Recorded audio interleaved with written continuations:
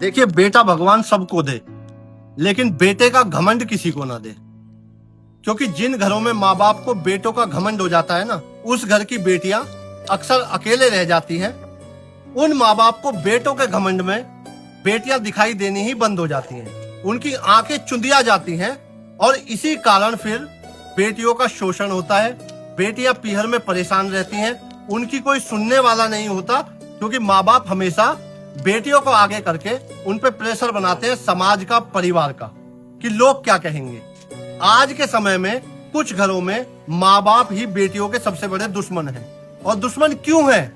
दुश्मन इसलिए है क्योंकि जिस बेटी को वो पालकर पोसकर बड़ा करते हैं, उन्हें ये लगता है बस ये कैसे कैसे बड़ी हो जाए, और बड़ी होते ही इसकी शादी कर दो, अगले घर में जाके ये बच्चे बच्चे पैदा करे और इसका यहाँ से टंट कटे। कहने का मतलब अपनी जिम्मेदारियों से भागते हैं। क्या बेटियों को जीने का अधिकार नहीं है? लोग ये सोचते हैं कि अगर ये बड़ी होगी, स्कूल जाएगी, कॉलेज जाएगी, कॉलेज जाने के बाद हो सकता है जॉब पर जाएगी, कहीं भाग ना जाए। आप मुझे एक बात बताइए, आज तक लड़का हो या लड़की, भागने वालों को कोई रोक पाया है?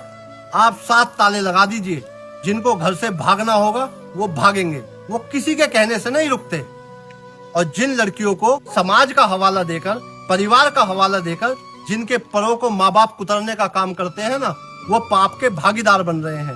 इन बेटियों को जीने का अधिकार दो, क्योंकि बेटियां जो जीवन अपना पीहर में माँ बाप के राज में जी लेती है ना, वो कहीं ससुराल में जाकर उनको ना वो आजादी मिलती है, ना उनको वो उड़ान मिलती है जो माँ बाप पीहर में दे सकते हैं। क्या पता आने वाला कल इनका कैसा होगा, इन्हें ससुराल कैसी मिल जाए, इन्हें लोग कैसे मिल जाए, कैसी सोच के मिल जाए, घटिया लोग मिल जाए, तो आप क्या करोगे? फिर पछतावे के अलावा कुछ नहीं रहता। और वो बेटी सारे जीवन आपको पेट पकड़ के कोसेगी। ना तो आपने उसको यहाँ उड़ान भरने दी और ना अगले घर वालों ने उसको उड़ान भरने दी।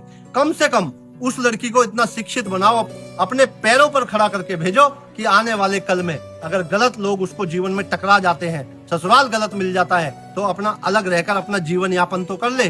क्योंकि पीहर वाले जो पहले ही पुरानी सोच को लेकर जी रहे थे, वो तो उसको पीहर में घुसने नहीं देते। अब पीहर वाले नहीं घुसने देते, ससुराल वालों ने निकाल दिया, तो वो बेटी जाए कहाँ? या तो वो सुसाइड करेगी, और अगर सुसाइड नहीं करेगी तो पागल हो जाएगी, सड़कों पर भटकेगी।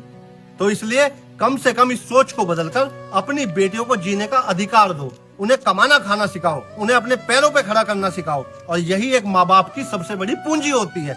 अपने बच्चों पर दबिश मत बनाओ, बेटा और बेटी में फर्क मत करो, बेटे के मोह में अंधे मत हो। अपनी अपनी बहन बेटियों का आदर किया करो, उनके यहाँ आया जाया करो, उनके तीज त्योहार दिया करो। आप सभी को मेरा जय हिंद।